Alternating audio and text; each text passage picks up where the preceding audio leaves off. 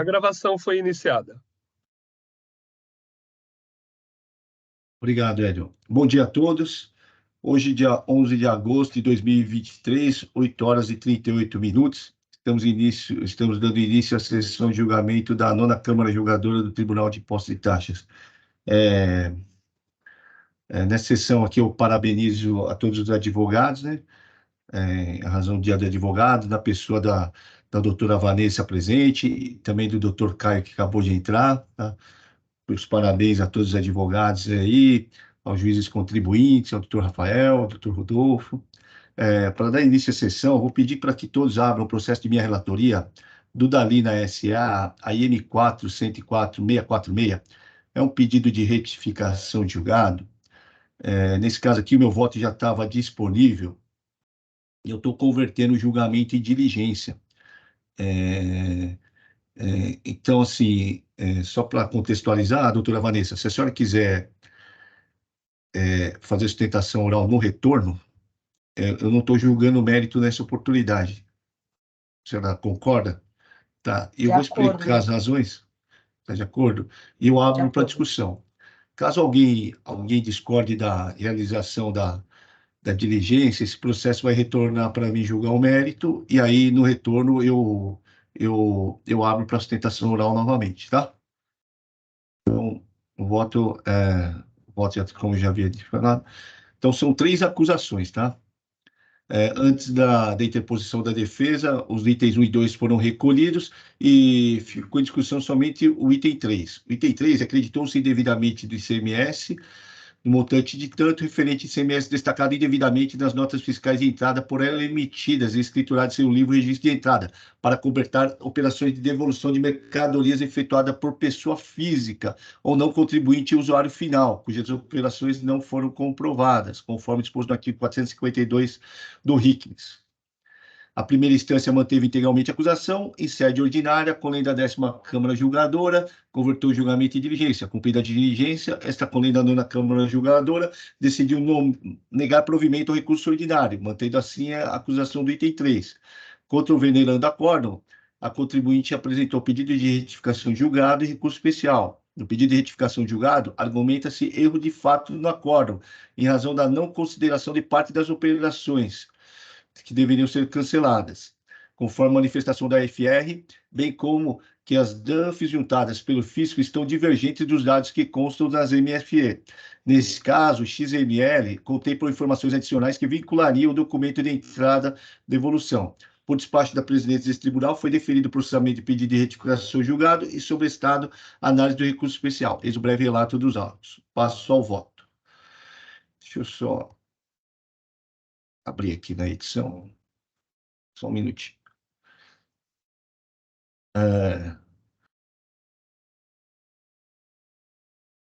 Passando diretamente ao voto. Trata-se de pedido de retificação julgado, interposto contra a decisão proferida às folhas tais, que negou o provimento ao recurso ordinário, mantendo assim o item 3 do AIM, que contempla a acusação de crédito devido. No julgamento anterior, a acusação foi mantida integralmente, sob o fundamento de que todas as provas apresentadas foram produzidas unilateralmente pela autuada. A legislação fala em prova cabal, inciso 1 do artigo 452 do RICMES. Nesse sentido, não há como aceitar como prova cabal documentos que foram produzidos de forma unilateral, que é o caso dos autos. Fecha aspas. A decisão também se valeu da manifestação da consultoria tributária,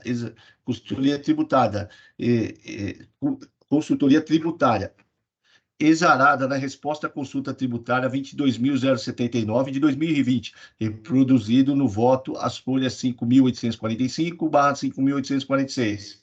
A resposta à consulta tributária no item 13.1 pontua que diz o item 13.1. Nesse ponto, na medida em que é exigida a prova cabal da devolução, recomenda-se que o estabelecimento que receber a mercadoria devolvida tenha prontos e efetivos controles a fim de comprovar a efetiva ocorrência da devolução da mercadoria. Nesse contexto, observa-se que a fiscalização, em seu juízo de convicção para verificação da materialidade da operação, poderá se valer de indícios, estimativas, análise das operações pretéritas, etc. Ou seja, a consultoria tributária esclarece que, abre aspas, A fiscalização em seu juízo de convicção para verificação da materialidade da operação poderá se valer de indícios e estimativas, análise de operações pretéritas, etc.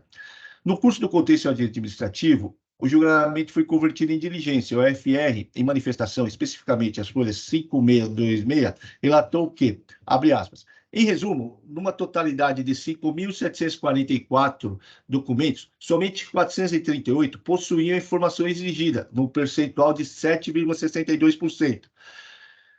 Fecha aspas. Nesse cenário, entendo, SMJ, que o AFR informou o juiz de convicção de que parte das operações possuía informação exigida na legislação, em consonância com a resposta à consulta. Portanto, resta caracterizado o erro de fato, porque o fisco aceitou a prova.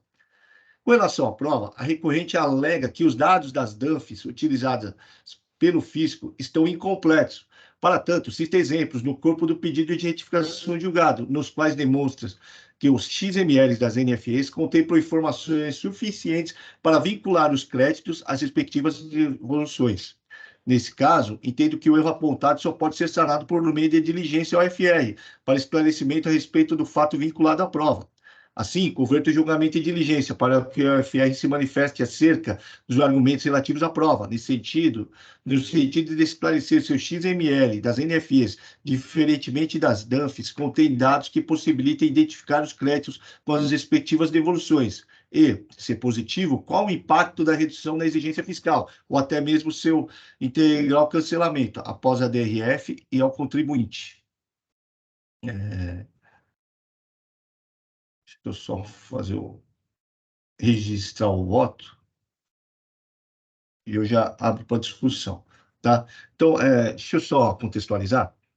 Então, só para lembrar, a acusação é de crédito devido. Por quê? Porque a contribuinte é uma loja, né? É uma loja de roupa e ela recebe mercadoria em retorno de devolução, tá? De pessoa física e pessoa não contribuinte, estabelecimento não contribuinte. E ela emite nota fiscal de entrada. De fato, eu errei no voto anterior, porque o FR, ele aceita parte das provas, né? A um percentual pequeno.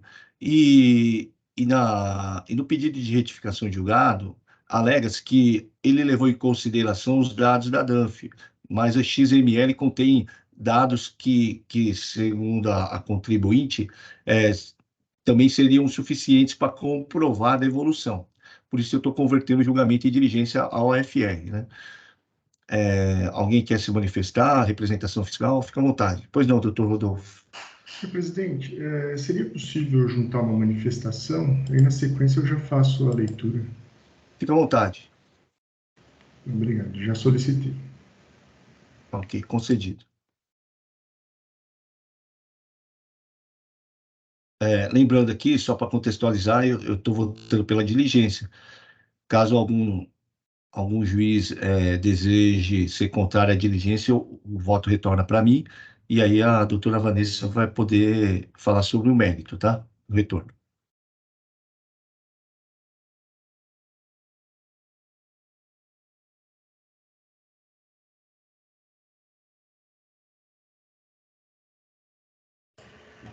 A manifestação foi registrada? Os senhores já estão com acesso a ela?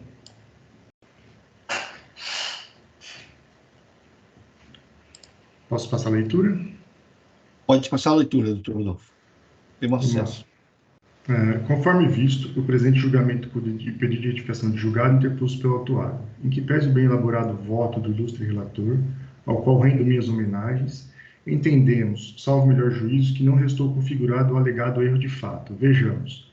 Assim se pronunciou o ilustre relator no voto a proferido. Aí eu transcrevo aqui alguns trechos do voto que acabou de ser lido.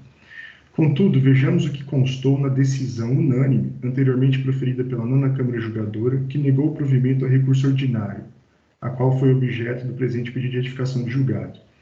Aqui, eu transcrevo principalmente os itens, e destaco principalmente os itens 10, que diz o seguinte: o AFR, na manifestação fiscal, considerando a alegação defensiva de que as notas fiscais de entrada constavam referências às notas fiscais de saída, fez uma reanálise do trabalho fiscal e informou que apenas 7,62% das notas fiscais de entrada há indicação da nota fiscal de saída. Ou seja, na quase totalidade das notas fiscais de entrada, devolução, não há sequer referência à nota fiscal de saída, venda. Eu destaco principalmente o item 17.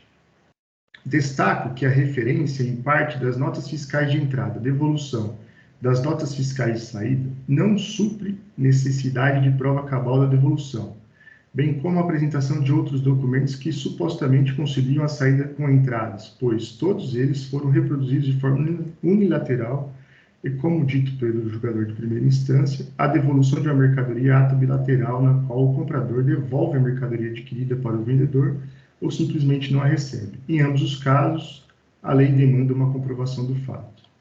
Seguindo na minha manifestação. No parágrafo 17, acima reproduzido, o ilustre relator deixou claro seu entendimento no sentido de que o simples fato de notas fiscais de entrada mencionarem dados em notas fiscais de saída não supra a exigência da legislação de que deve haver prova cabal da devolução da mercadoria. Trago novamente o parágrafo 17 da decisão anterior. Continuo na minha manifestação. Esse foi o entendimento sobre o qual se pautou a decisão, inclusive com citação de decisão proferida pela ilustre doutora Maria Eugênia Bonano Caramico, no mesmo sentido. Transcrevo o voto da doutora Maria, citado na decisão anterior. Continuo na minha manifestação. Da mesma forma, não há qualquer limitação ao poder de julgar que vincule a decisão a ser proferida a qualquer manifestação do fiscal atuante.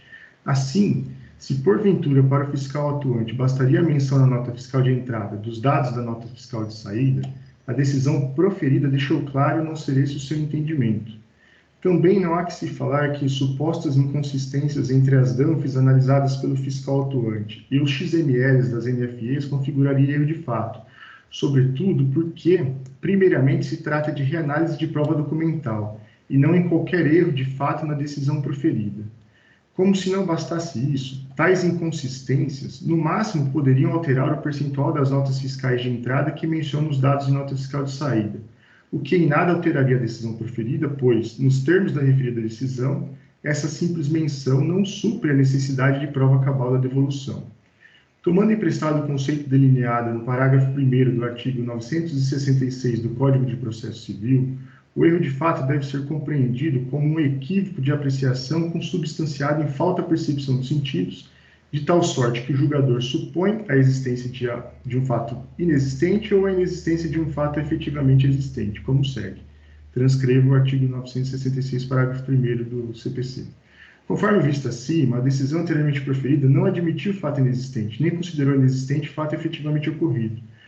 Por sua vez, nos termos do artigo 15 da Lei 13.457, cabe o pedido de retificação de julgado da decisão que contiver erro de fato. Transcrevo o artigo 15. Logo, a decisão do pedido de retificação de julgado deve ter por objeto a apreciação de erro de fato da decisão retificanda, culminando em uma nova decisão na qual se sana o erro de fato apontado. Contudo, o que se constata da leitura do pedido de retificação da autuada é a tentativa de se utilizar o PRJ para que se realize novamente o conhecimento da matéria decidida. Embora o voto proferido tenha concluído pela existência de erro de fato da decisão recorrida, tal elemento, salvo melhor juízo, não está presente. Com efeito, o voto ora combatido não visa corrigir erro de fato, mas sim se encaminha no sentido de alterar o critério de julgamento da decisão retificanda, que claramente não aceitava como prova cabal da devolução a simples menção na nota fiscal de entrada dos dados da nota fiscal de saída. Uma vez demonstrado que a decisão retificanda não incorreu em erro de fato mencionado pelo recorrente, conclui-se que a presente decisão, salvo melhor juízo, não pode alterar a decisão anterior que julgou o recurso ordinário improcedente. Por fim, tendo em vista que o presente processo administrativo inclui fatos anteriores a 1º de novembro de 2017, portanto incidindo os juros fixados na Lei 13.918, e que, em razão da jurisprudência firmada pelo Poder Judiciário incorporada no âmbito do Tribunal de Impostos e Taxas, pela revisão da súmula 10, a taxa de juros de mora para créditos tributários paulistas fica limitada à incidência na cobrança dos tributos federais, qual seja a Selic. Aqui na consecução da minha manifestação, a representação fiscal se manifesta pela aplicação da taxa de juros Selic aos fatos anteriores a novembro de 2017. Essa é a minha manifestação, senhores. Ok, doutor Rodolfo, obrigado pela brilhante manifestação, né? Em que pese em que pese seus argumentos, eu vou manter meu voto, porque, assim, eu entendo que, nesse caso, não há mudança de critério de julgamento, né? Até porque o AFR já falou na manifestação fiscal, quando da apresentação da defesa, que 7,62% continham dados que permitiam vincular a nota fiscal de entrada e saída. Ou seja, embora a primeira instância tenha mantido integralmente, e eu também, o fato é que o AFR acabou aceitando aquilo como prova, né? Por isso que eu acabei, e a base dele para aceitar aquilo como prova da devolução foi que você conseguiria vincular uma nota fiscal de entrada com a nota fiscal de saída, né? Por isso que, nesse caso, eu entendo que há erro de fato, sim, relacionado à prova, né? E até a contribuinte, ela demonstra no pedido de retificação que os dados do XML são mais abrangentes que os dados da DANF, né? E, nesse caso, também conseguiria se identificar os dados da nota fiscal de entrada, né? Agora, se alguém quiser se manifestar por meio de preferência ou quiser levar em vista também, eu abro a possibilidade, é para discussão. Ninguém quer se manifestar, eu vou encerrar os debates e passar ao julgamento, tá?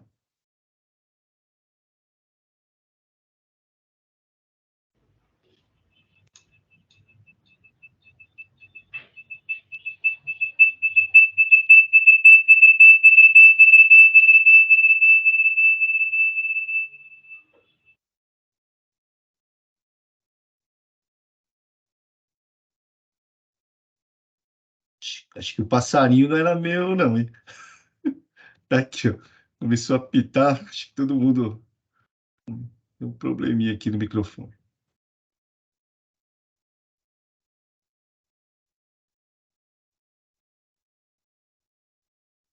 Só pedir para o doutor Carlos confirmar a presença.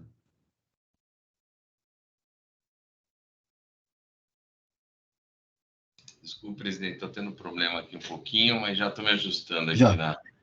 Eu acho que o passarinho é a questão da internet. Mas tá bom, já estou me ajustando aqui.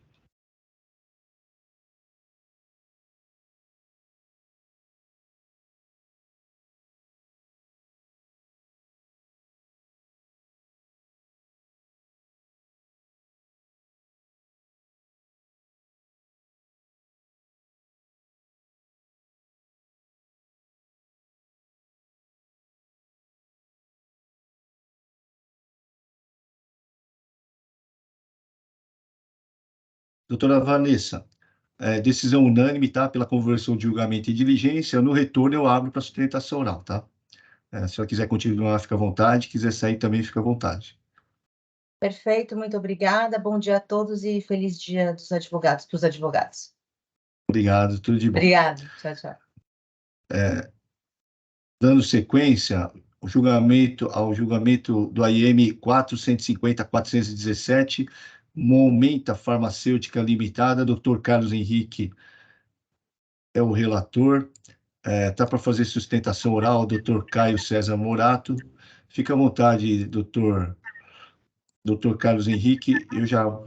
Pode abrir diretamente a sustentação oral para o Dr. Caio. Obrigado, presidente. Bom, o auto é composto de várias infrações. A primeira deixou de pagar ICMS montante de tanto, em outubro de 2020, por não haver escriturado o regulamento livre fiscal próprio livre de registro de saída, documento de sua emissão, nota fiscal modelo 55. Item 2, creditou-se indevidamente ICMS, no montante de tanto, nos períodos de março, maio, agosto, outubro, novembro e dezembro de 2019, maio, agosto, novembro e dezembro de 2020. Terceiro, creditou-se indevidamente no valor de tanto em março de 2009 e em março de 2009, valor especificado demonstrativo e 3 por ter sido escriturado imposto maior do que devido a destacar no documento fiscal no modelo 57. Item 4, creditou-se indevidamente no montante de tal no período de fevereiro a abril de 2019. O item 5, deixou de escriturar nos períodos de janeiro de 2019 a dezembro de 2020, notas fiscais modelo 55. O item 6, deixou de escriturar nos períodos de janeiro de 2019 a 2020, a mesma infração. E o item 7 deixou de escriturar no período de janeiro de 2019 a dezembro de 2020 os documentos fiscais no modelo 57. E o item 8 deixou de registrar no livro de registro de saídas em agosto de 2019 e abril de 2020 documentos fiscais no modelo 55. E o item 9 escriturou em agosto de 2020 e janeiro de 2021 no livro de registro de entrada documentos fiscais no modelo 55. A recorrente apresentou tempestivamente a sua defesa de folhas 2829, 2846.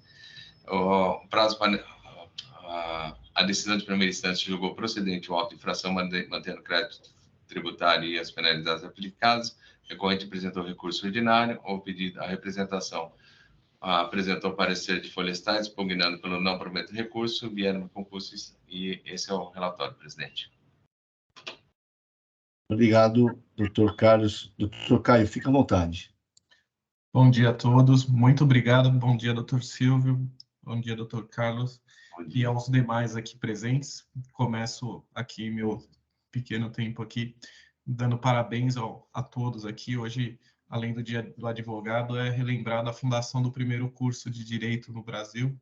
Então, todos os que trabalham aí pela Justiça estão de parabéns. Bom, dando início aqui à sustentação oral, acho válido apenas pontuar algumas situações do auto de infração, não quero me alongar na sustentação oral, mas o auto de infração tem sua maior parte relacionada a multas isoladas pela não escrituração de documentos fiscais. Notas fiscais de entrada, notas fiscais de tomada de serviço de transporte interestadual e intermunicipal relacionadas a tais mercadorias. Um ponto importante que consta, inclusive, da descrição dos itens do auto de infração é que essas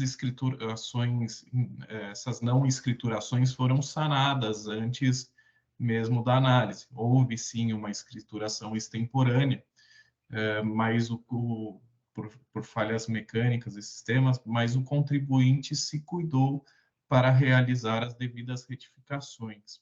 Esse fato é bastante relevante. Dando início aos argumentos aqui que trazemos no recurso, aliás, gostaria de frisar mais um ponto, peço desculpa. Aqui nós estamos diante de uma multa isolada no valor de R$ 1.425.000 pela não escrituração desses documentos, enquanto tem apenas um item de cobrança de ICMS no montante de R$ 219.000.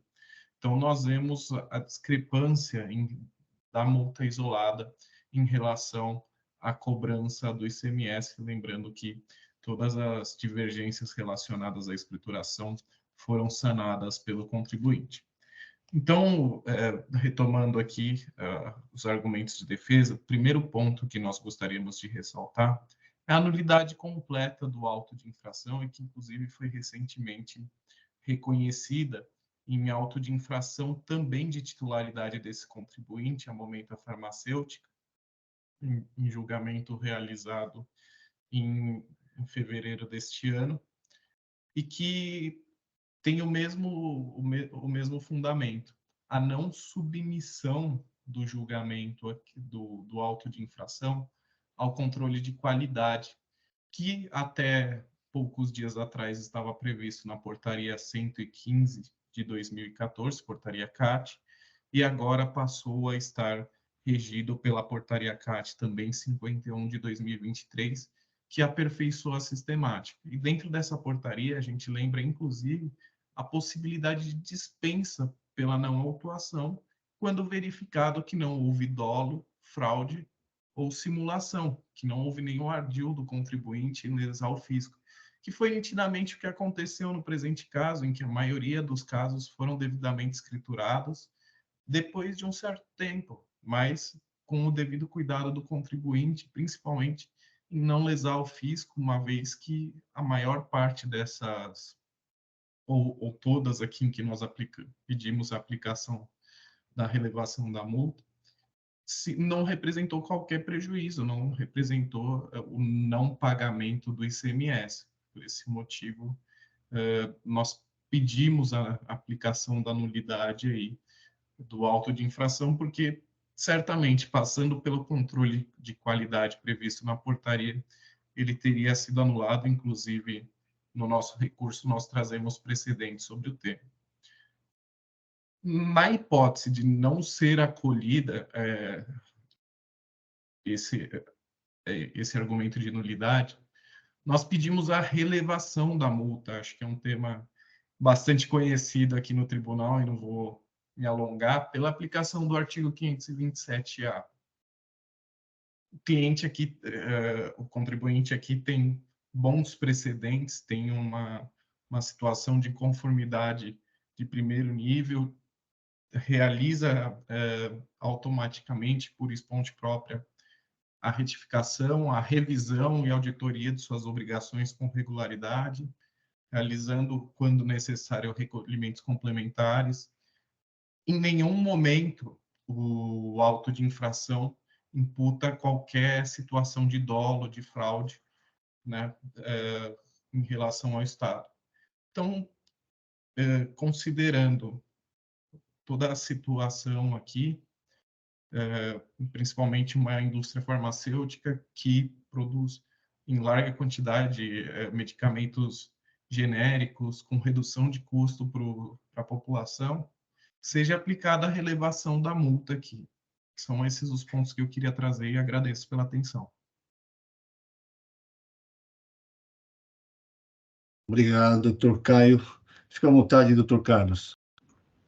Obrigado, doutor Caio. Obrigado, presidente. Obrigado pela sustentação oral, muito elucidador, e feliz dia do advogado também para o doutor, viu? Vamos lá. Deixa eu ver.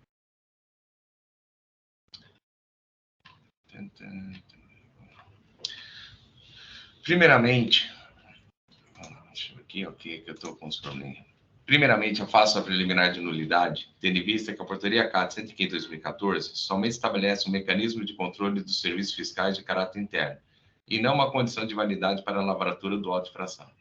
Assim, o parágrafo 3º do seu artigo 8º prevê que, na hipótese de já ter sido apresentada defesa pelo contribuinte contra o auto de infração, que não foi submetido ao controle de qualidade, caberá à Comissão de Controle de Qualidade apenas comunicar eventuais constatações de erros ao órgão de julgamento, não havendo, por conseguinte, qualquer previsão de nulidade, não constituindo este controle de qualidade pré-requisito para a lavratura do auto de infração. Permanece irretocável nesse ponto e, portanto, o trabalho fiscal devidamente instruído com os documentos demonstrativos e demais elementos comprobatórios da infração, atendendo à legislação, não prejudicando a correta compreensão da acusação.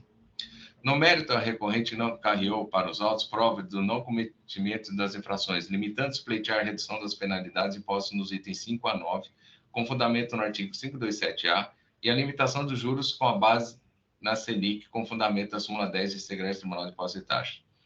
O pleito relativo à redução ou relevação da penalidade nos termos do artigo 527-A não se aplica à hipótese eis que, além de ser uma faculdade do órgão julgador, deve atender requisitos que não se encontram pela recorrente. Verifica-se o item 1 do auto de infração, trata-se de falta de pagamento do imposto e os itens 2 a 4, em razão do creditamento indevido. Ocorreu a redução do montante de imposto recolhido, não autorizando a relevação ou redução que a recorrente requer.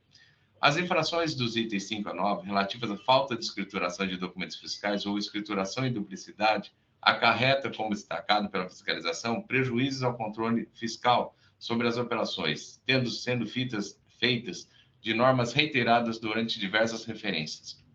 Tratando-se de empresas de considerado porte econômico, como informa a representação fiscal em suas contratações, folhas 3.472, não há fundamento plausível para aplicação do artigo 527-A. No tocante à alegação sobre a possibilidade de autorregularização via legislação nos conformes ou correção nos termos do Código de Defesa do Contribuinte, isso porque a Lei Complementar Estadual 1320, de 2018, que trata do Programa de Estímulo à Conformidade Tributária nos conformes, de um fato tem como um de seus objetivos o incentivo à autorregularização, como previsto no capítulo 4 da referida lei. No entanto, como previsto no artigo 14 da norma legal, a sua aplicação é restrita, pois, nos termos do parágrafo 1º, a exclusão das penalidades por infração à legislação do imposto pode ser autorizada a critério da Cefaz. Assim, ao contrário do alegado, a classificação da recorrente, apesar de poder nortear o processo fiscalizatório, não torna vinculante a autorregularização, como corretamente ponderada a decisão de primeira instância.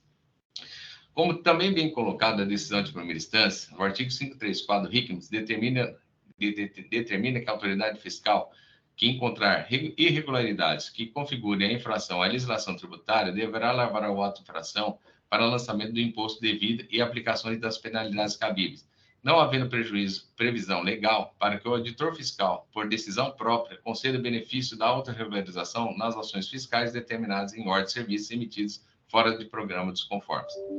Relativamente aos juros de mora, tendo em vista a alegação da recorrente quanto à limitação dos juros de mora aplicados ao patamar superior à taxa Selic, tais juros devem ficar limitados de fato à referida taxa federal, com fundamento a súmula 10 em sua versão revisada no seguinte teor, da qual descrevo. No entanto, como destacada a decisão recorrida, como os fatos do presente auto-infração ocorreram a partir de 2019, é descabido o pedido do autuado em querer limitar o juros Selic, visto que foi justamente esta taxa que foi utilizada para cálculos nos termos da legislação em vigência.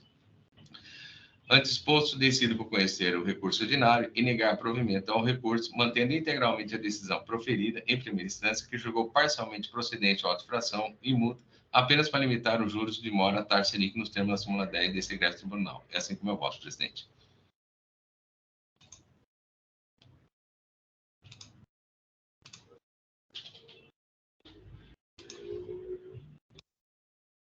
Obrigado, doutor Carlos. Doutor Rafael levantou a mão. Fica à vontade, doutor Rafael. Apenas para pontuar que na parte dispositiva, o doutor Carlos coloca que negue provimento e termina apenas para limitar taxa de juros, mas pelo que eu entendi, não há essa limitação, porque não é necessária, porque os fatos geradores são após 2017. Exatamente, é isso aí, doutor Rafael.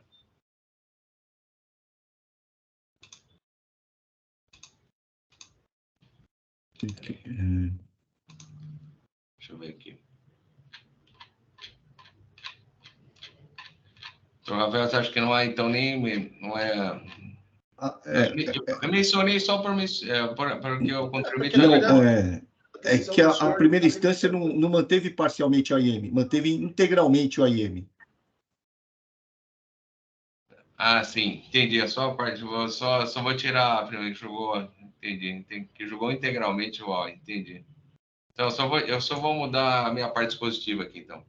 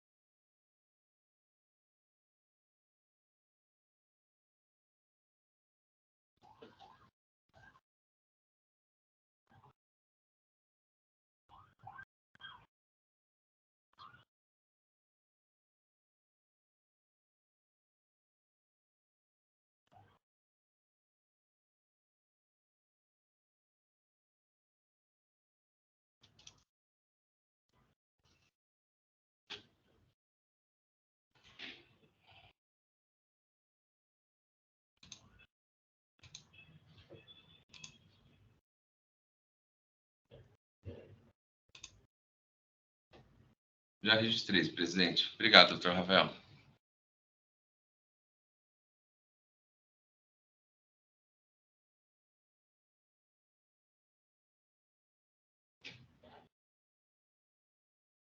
Em discussão, alguém quer se manifestar? Fique à vontade, doutor Walter.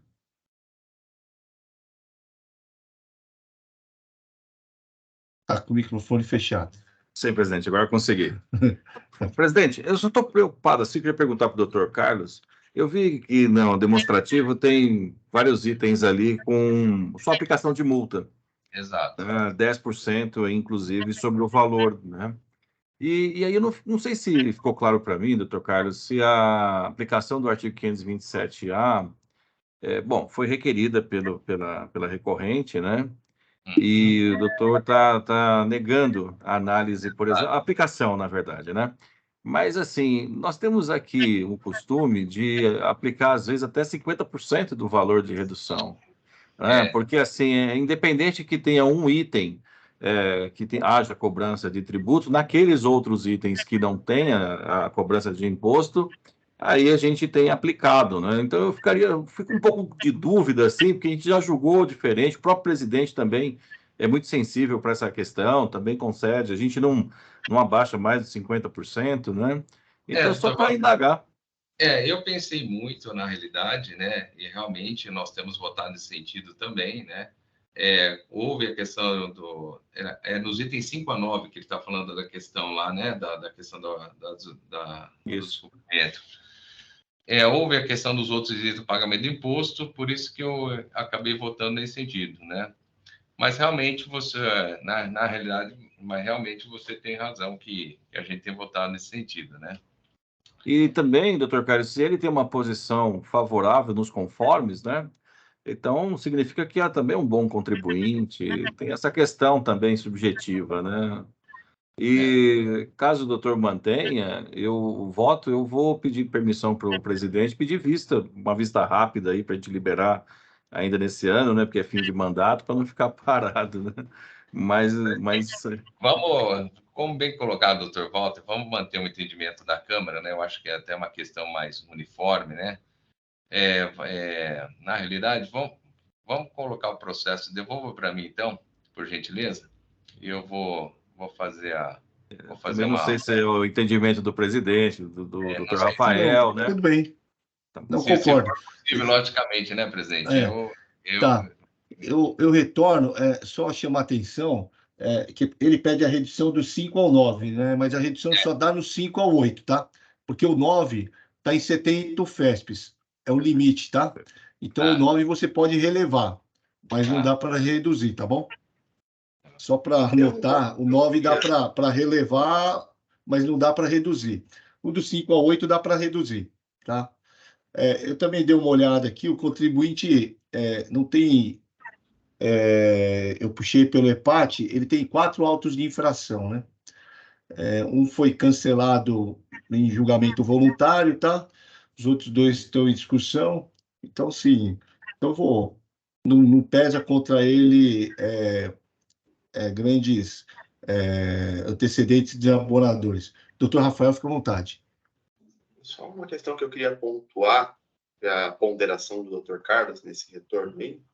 O artigo 85A prevê a limitação da multa de obrigação acessória, que é o tema que a gente está debatendo aqui nesse momento, a 1% do faturamento dos 12 meses anteriores à abertura da auto-infração. Certo. Lá na página 10 do auto, a gente vê a tabela que foi levantada pelo fiscal à época, dando conta do faturamento da empresa, né? Das operações de saída da empresa no período. E o valor de 1% equivale a 3 milhões. O total das multas aplicadas é de 1,5. A regra de aplicação do 85A é por infração. Então, cada uma das infrações está limitada a 1%. Essa é a regra do 85A. O somatório do 5 a 8, das 3 infrações aí, na verdade, mentira. O somatório das 9 infrações, como a gente pode ver no alto aqui, dá 1.400. Então, considerando todo esse cenário, a gente vê que as infrações estão dentro de um patamar já previsto na legislação como os limites de autuação, né? Então, na verdade, o 85A se aplica por infração, por item, né? Quando é feito o cálculo do 85A. Então, a gente está longe desse limite, bastante longe desse limite. Eu quero só para ponderar sobre o porte econômico e tudo mais quando for levar em consideração essa redução, tá? Só queria trazer essa reflexão. Tá, joia. Obrigado, doutor Rafael. Então, vou devolver o processo para o relator. Certo, presidente. E aí ele vai reformular o voto, levando em consideração aqui a discussão. E aí e aí, se for o caso, ele mantém a decisão, ou ele vai lá e leva em consideração aqui as discussões, tá ok, doutor Caio? E aí, na oportunidade, se o senhor tiver disponível, pode comparecer, tá? E aí, se tiver algum esclarecimento de fato a ser indagado aqui, algum dos julgadores poderá solicitar a manifestação do senhor na sessão. Eu Ok? agradeço, então, e vou continuar acompanhando. Ele vai ser incluído em próxima pauta, é isso? Isso. Assim que ele disponibilizar o voto, a gente inclui ele. Tá bom? Tudo bem, então. Muito obrigado. Meu presidente. Tá joia, então. Obrigado. Até Obrigado mais. a todos. Se quiser continuar, fica à vontade. Se quiser sair, também fica à vontade.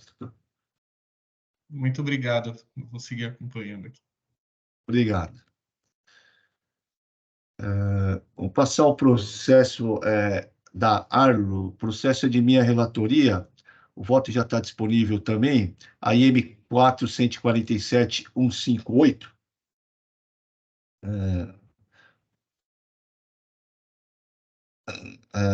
Acusação de deixar de pagar ICMS e de deixar de escriturar notas fiscais eletrônicas, tá?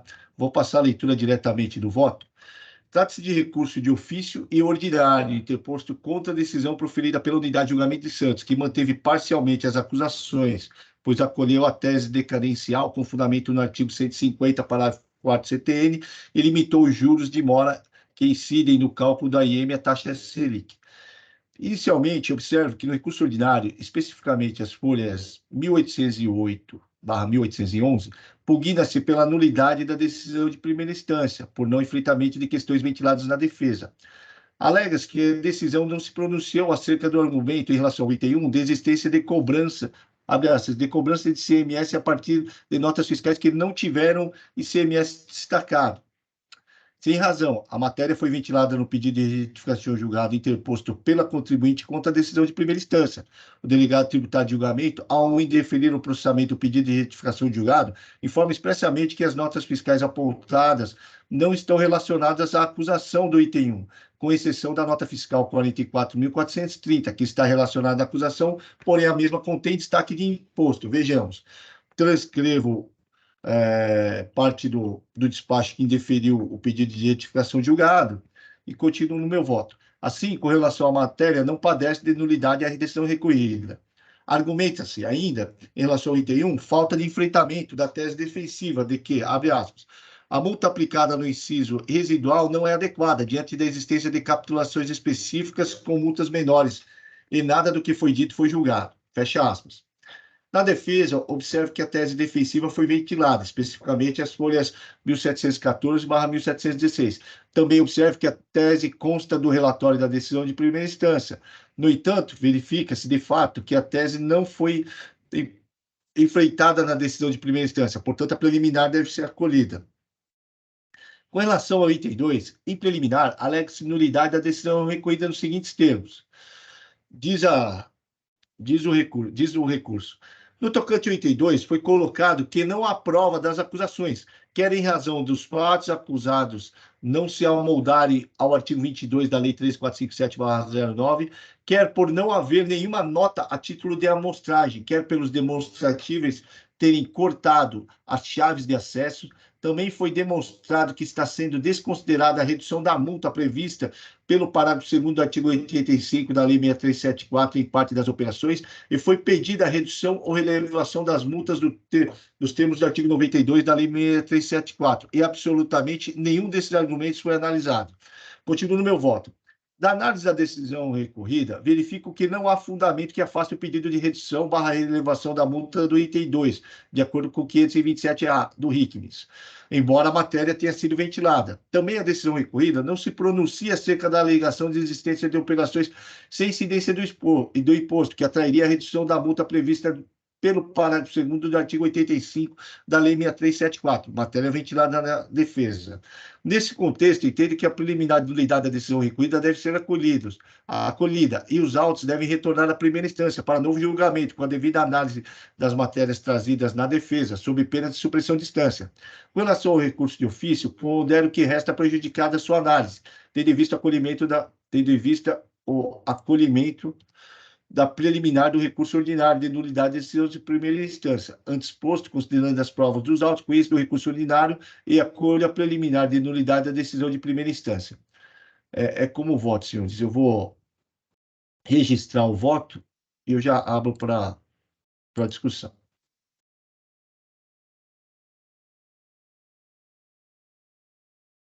O voto já estava disponível. E a decisão de recorrida, de fato, embora ela cite no corpo do relatório, ela deixa de se pronunciar sobre diversas matérias, né? Por isso eu tô devolvendo a primeira instância para novo julgamento. Alguém gostaria de se manifestar? Vou encerrar os debates e passar ao julgamento.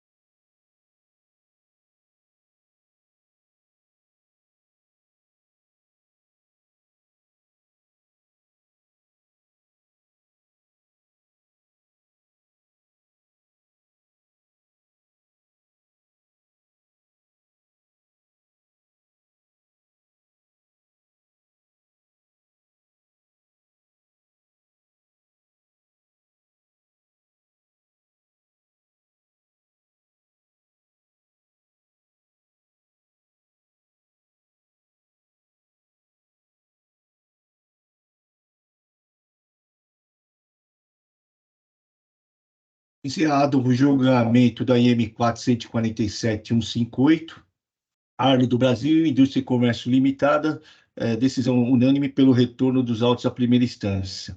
Passar ao último julgamento da pauta, a IM 4.087.469, Telefônica Brasil S.A., Dr. Walter é o relator. Passo a palavra ao Dr. Walter. Presidente, estou fazendo uma proposta de conversão do julgamento em diligência e eu estou justificando essa proposta da seguinte forma.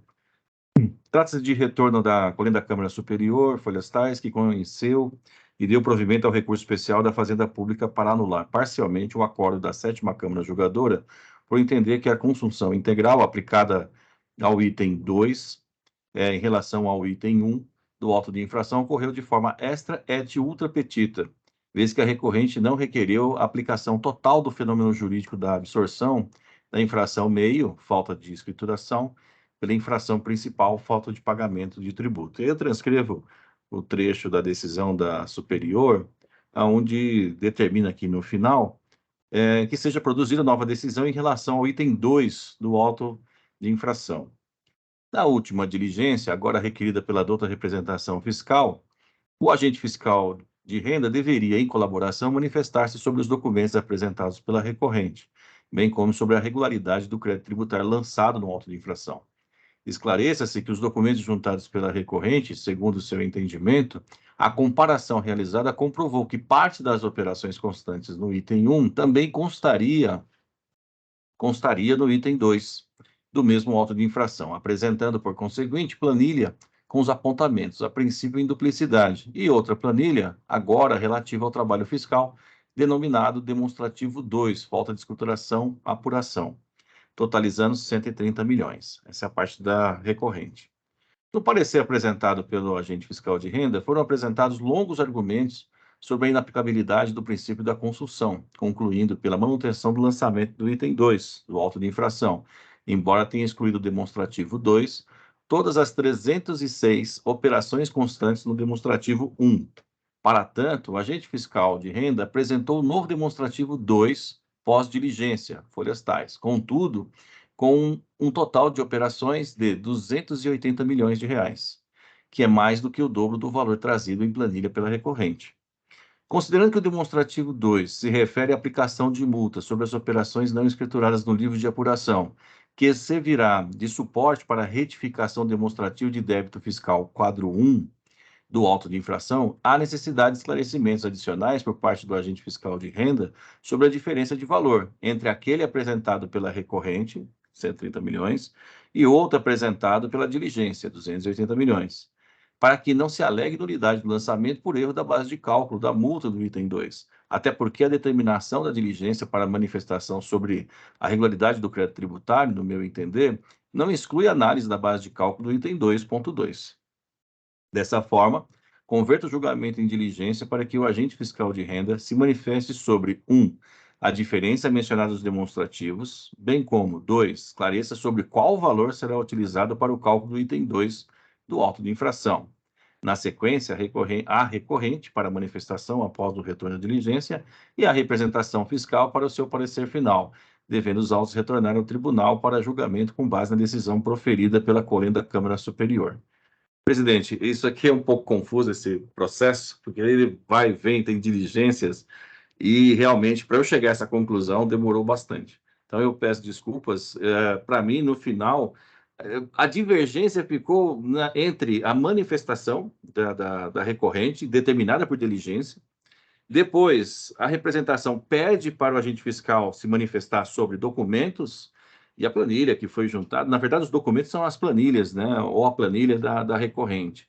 E ele fala, olha, o texto é longo até dele, são 3 páginas, mas são longos argumentos sobre a consunção, e no final ele fala, estou juntando um demonstrativo. E nesse demonstrativo, quando você analisa o total de cada planilha, da recorrente e do fisco, né, do agente fiscal, eles são bem diferentes os valores. Aí eu fiquei um pouco confuso, de verdade, então achei melhor sugerir uma diligência.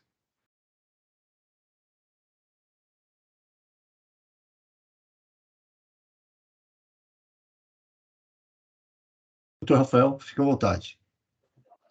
Só uma observação, não é sobre a proposta de conversão de diligência, mas sobre o fluxo ao final. A diligência OFR, posteriormente, vai abrir prazo simultâneo para o contribuinte e a DRF. Então, não vai ser aberto prazo para o fiscal depois para o contribuinte, por fim, para a DRF, pela formatação do sistema EPAT. Tá? Então, quando o fiscal responder, a contribuinte e a DRF terão prazo simultâneo. O doutor Rafael, pode deixar com esse fecho mesmo? Sugere retirar? Deixa só... É porque de praxe a gente acaba escrevendo dessa forma, mas como sistema... Só se colocar assim, na sequência, para manifestação, a DRF e a contribuinte. Isso. Não dizendo a ordem que será, mas após o retorno da diligência, após o retorno do OFR, ao contribuinte e a DRF. E a DRF. Porque abre prazo comum. Porque senão o contribuinte não vai se manifestar, entendi. E ela vai pedir prazo para se manifestar, entendeu? Entendi. O prazo é comum. O prazo é comum. Tá? Peço desculpas. Tá gravado, doutor Walter. Eu vou habilitar a edição do relator, tá? Ok. Acho que o doutor Rafael do Rodolfo também quer se manifestar. Senhor presidente, doutor Walter, eu fiquei com uma dúvida nesse caso aqui, porque...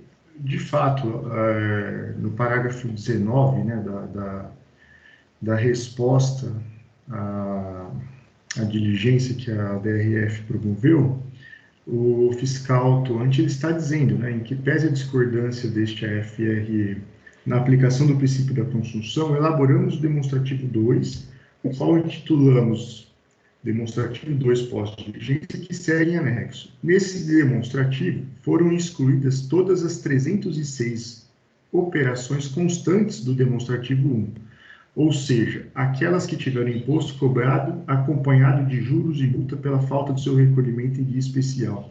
A minha dúvida o contribuinte, ele fala exatamente nesse número de operações, em 306 operações, porque se não for isso, não existe uma necessidade de que os valores sejam coincidentes, né? Bastaria que o fiscal autuante excluísse do demonstrativo as operações que se repetissem, que, ao meu entender, inclusive, não existe nem construção nesse caso, né? Mas para fins de esclarecimento só, a minha dúvida é se o contribuinte também fala em 306 operações ou não. Não fala.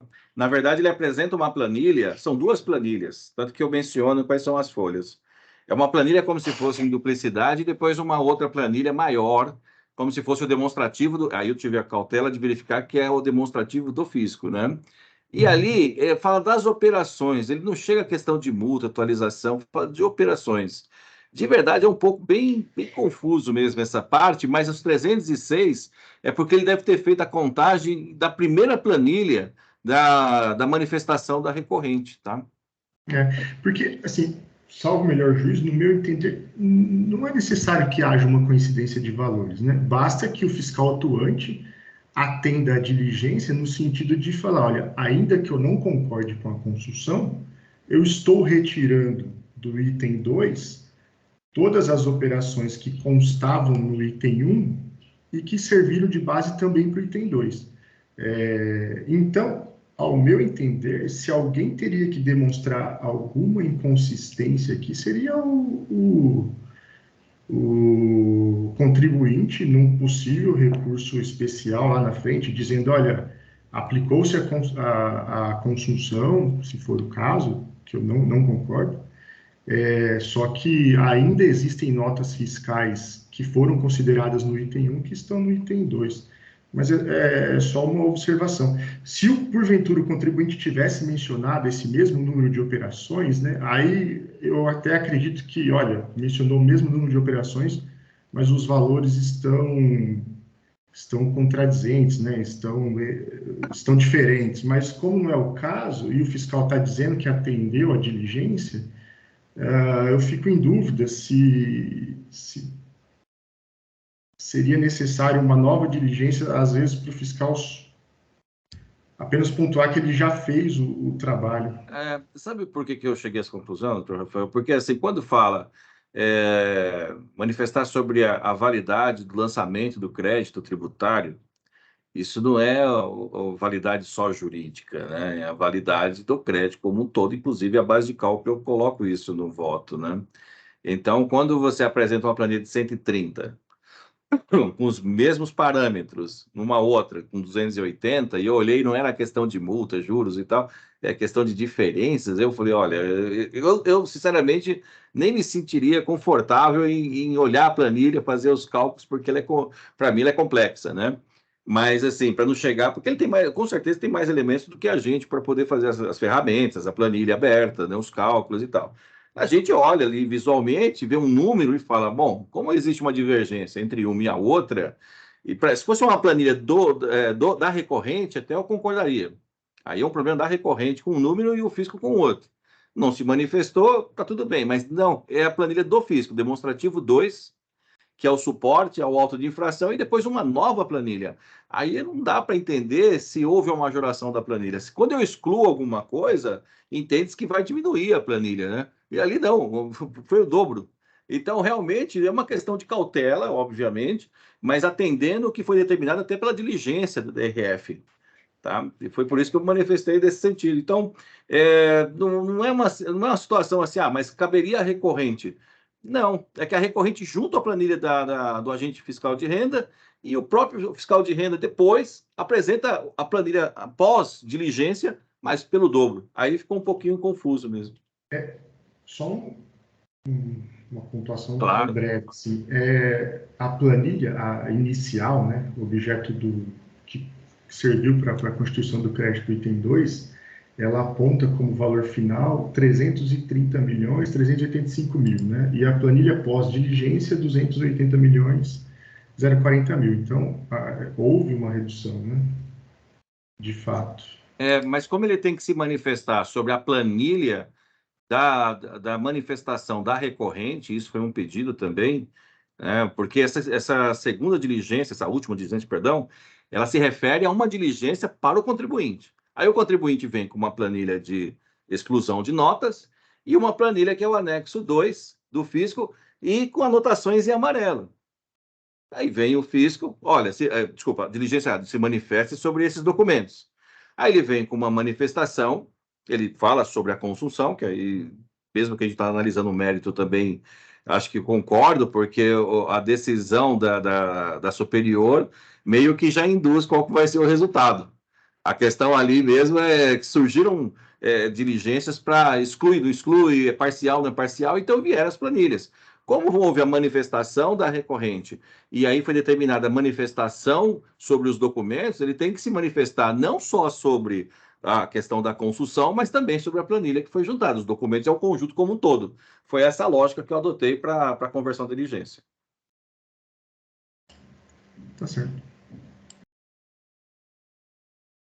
Deixa eu registrar aqui. Quem mais deseja se manifestar? Eu vou encerrar os debates. Doutor Walter... acabei de... Está lento, presidente, perdão, mas acabei de registrar. Já vi aqui. No retorno, a manifestação da recorrente da DRF. Está registrado. Tá. Perfeito.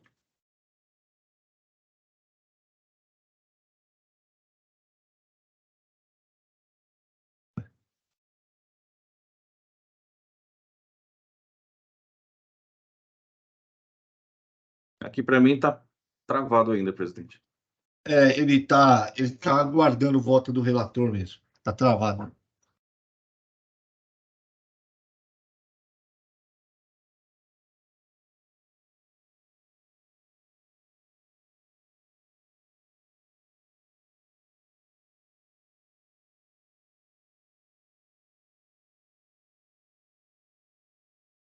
Agora deu certo, presidente, desculpa. Ok. Deu.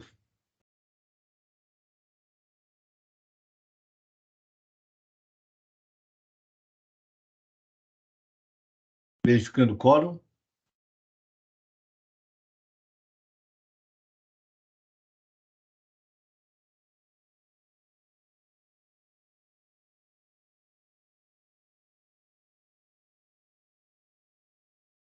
Iniciando votação.